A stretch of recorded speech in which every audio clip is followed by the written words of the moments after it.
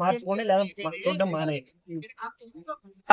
Gold పక్కన పెట్టి cinema చూడాలా లేకపోతే మేము గుడిలో ఉన్నామా అసలు నాకేం అర్థం కాలేదు. కాసేపు నరసింహస్వామిని చూస్తున్నంత వరకు నాకైతే నోట్లో మాట రాలే, చేతులు ఆడలే, వెంట్రుకలు ఇట్లా నిల్చున్నాయి అంతే. అంతకు మించి ఏడుస్తున్నా అంత ఎమోషనల్ గా కూడా చూపించారు. మీరు నరసింహస్వామి ఖచ్చితంగా దర్శించుకున్నట్టు ఫీల్ అవుతారు. దేవుడే దిగొచ్చి మీకు దర్శించినట్టు మీరు ఖచ్చితంగా ఫీల్ అవుతారు. నా మాట నమ్మండి, అంత బాగుంది క్లైమాక్స్ అయితే. ఆడియన్స్ కి ఏం చెప్తారు? ఆడియన్స్ కి ఒకటే చెప్తా, ఇలాంటి సినిమాల్ని మనం ఎంకరేజ్ చేస్తేనే, ఇలాంటి సినిమాలు చూస్తేనే ఇలాంటి సినిమాలని తీయడానికి ధైర్యం చేస్తారు. ఇలాంటి సినిమాలు ఇంకెన్నో మనం ముందుకు వస్తాయి. మన ఫ్యూచర్ జనరేషన్స్ ని సేఫ్ గా కాపాడొచ్చు ఇలాంటి సినిమాల వల్లనే. సో మీరు ఇలాంటి సినిమాలని మీరు చూడాల్సిందే. అది కంప్లీట్ గా సెకండ్ పార్ట్ అయితే వన్ పార్ట్ ఏంటో బాగుండేది అబ్బా, చాలా బాగుంటుంది. ఇప్పుడు కొన్నింటి స్కోప్ ఉంటుంది, కొన్ని స్కోప్ ఉండదు. ఆ స్కోప్ లేని వాటిని ఇరికించాలనిపించింది ఈ సినిమాలో అయితే.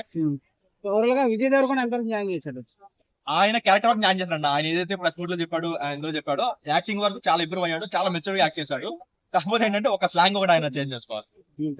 టాప్ లోకి అయితే వెళ్ళలేదు అనుకోవచ్చా? టాప్ లో అయితే లేదన్న, ఎందుకంటే ఆయన ఏదైతే చెప్పాడో ఒక పెద్ద హీరో అని చెప్పి అదే కాదు. సో ఈసారికి వెంకన్న స్వామి సపోర్ట్ చేయలేదంటావా?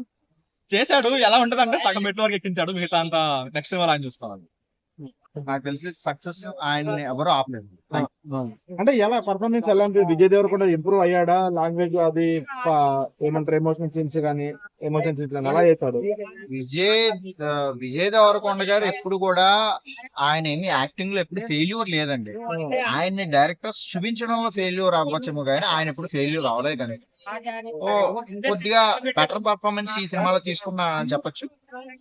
ఎప్పుడు రొటీన్ సినిమాలు చేస్తున్నాడు ఏదైతే కంప్లైంట్ ఉందో, నేను రొటీన్ భిన్నంగా కూడా చేయగలను, నేను ఇంకా డిఫరెంట్ గా చేయగలను ప్రూవ్ చేసుకున్నాడు.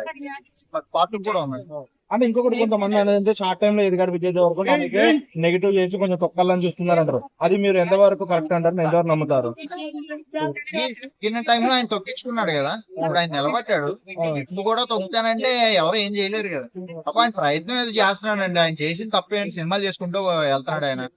ఆయనకి నచ్చినట్టుగా బతుకుతున్నాడు. మనం అలా బతకలేమే అని అనుకున్న వాళ్ళు ఎవరన్నా నెగిటివ్ కామెంట్ చేయొచ్చేమో తప్ప, సో ఆయనలా నేను మాట్లాడలేకపోతున్నాను, ఆయనలా నేను బతకలేకపోతున్నాను లోపల ఉంటది, మనం ఇలా ఉండాలి అని. అలా ఉండలేక నెగిటివ్ కామెంట్స్ చేసేవాళ్ళు తప్ప శంకరాభరణం సినిమా అని కూడా ఇప్పుడు తీస్తే విమర్శించే జనాలు ఈ జనాలు మనం సారీ మీరు అంటే మళ్ళీ నేను కాదా అంటారు. మనం ఖచ్చితంగా శంకరాభరణం తీస్తే ఇప్పుడు మనం కూడా విమర్శిస్తాం.